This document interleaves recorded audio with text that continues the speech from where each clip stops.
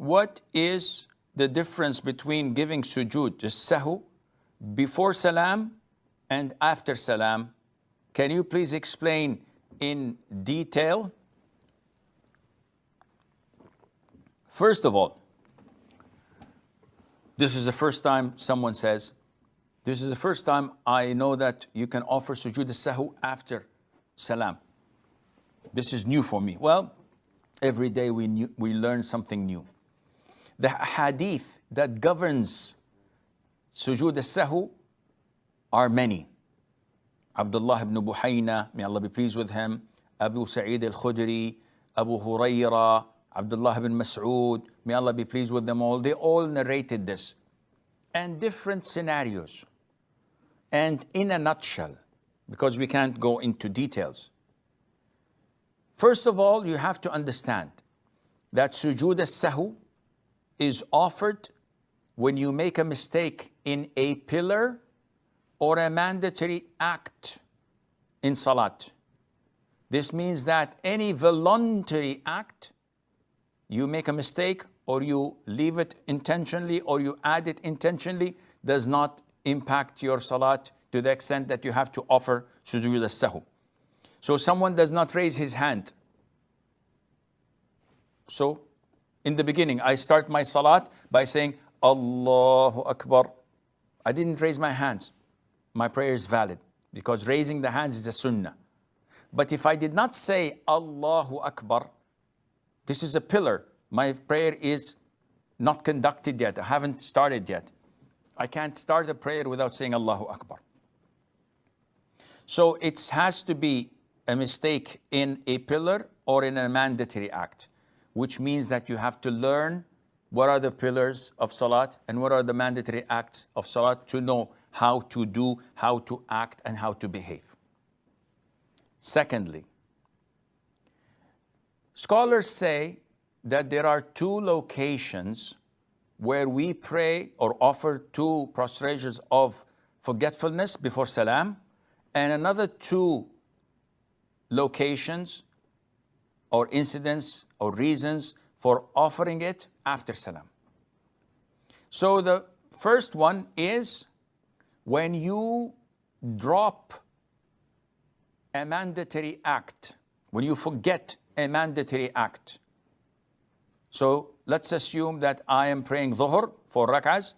In the second rak'ah, I do not sit for tashahhud. I stand up for the third rak'ah. And after I'm fully standing, someone says, Subhanallah, Subhanallah, bringing my attention that I have not sit for the third for the first tashahhud. What to do? I have to continue my prayer. I skipped the first tashahhud. Yes, but this is mandatory and I skipped it out of forgetfulness. Continue my prayer as normal. After the salutation, before concluding my prayer, I offer Allahu Akbar to Sujood al-Sahu, saying Subhana Rabbil A'la as normal. And then Assalamu alaikum wa rahmatullah, Assalamu alaikum wa rahmatullah. That's it. Assuming that I'm in ruku'. And instead of saying Subhana Rabbil Azim, I made a mistake and I started saying Subhana Rabbil A'la, Subhana Rabbil A'la, Subhana Rabbil A'la, Sami Allahu liman hamida. And then it came to my mind that, what did I do? I missed saying Subhana Rabbil Azim. I have to offer Sujood al-Sahu before Salam because I've dropped something that is mandatory. Now, if I added something to the Salat, so for example, I stood for the fifth rak'ah and then realized that this is the fifth, I immediately sit down. I cannot complete anything. I have to sit down because this is a void rak'ah. If I added a third sajda, then I remember that this is the third, I stand up immediately or sit down depending on my position. But I had already added something. What should I do? Continue my prayer as usual. After the salutation is over and the dua, I say Assalamu alaikum wa rahmatullah, Assalamu alaikum wa rahmatullah, Allahu Akbar. I offer two prostrations after the Salam. So these are two locations, one before, one after. Capish, inshallah, understood. Now we come to the third case or the third situation. And this is when I am confused. I'm in the middle of the prayer and I'm totally unaware of whether this is the third rak'ah or the fourth rak'ah. So my confusion is in the fourth rak'ah. My confusion is, did I prostrate one prostration or this is my second prostration? So whenever there's a confusion and I'm totally lost, I'm not aware, I don't know. Is it my second rak'ah? Is it my third rak'ah? Is it my fourth rak'ah? I'm not aware. There is doubt.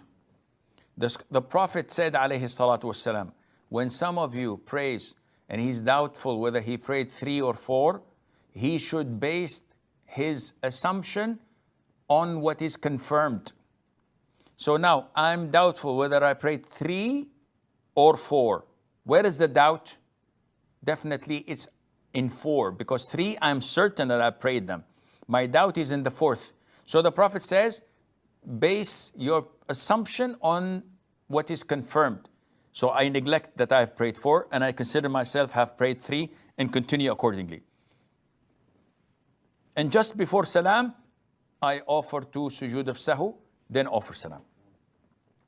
So when there is no balance, no determination whether this or that, it's totally equal, in this case, I base my assumption on the least number. I'm in Sujood. Is this my first or my second Sujood? Well, I don't know. Then I would assume that this is my first sajda, because this is the confirmed. And I get and do the second sajda and also perform Sujood al-Sahw before the Salam. This is case number 3. Case number 4 is the same. When I'm confused, whether I prayed 3 rak'ahs or 4 rak'ahs, whether this was my first sujood or second sujood. But the difference is that I am inclined to one of the two. I'm not totally blinded by confusion, not knowing 3 or 4. No, I'm inclined that, this is most likely the third. Because in the third rak'ah, I usually recite Qul Huwallahu Ahad after Fatiha. And I just remember that I did that. Or I would say, no, most likely this is the 4th, because I did this or I did that, or I heard a sound or I heard an ayah. So you have a reason to be inclined to one of either you added or deleted or omitted.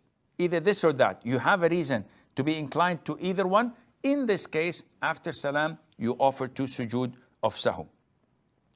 To recap, before Salam, you offer Sujood al-Sahw in 2 cases.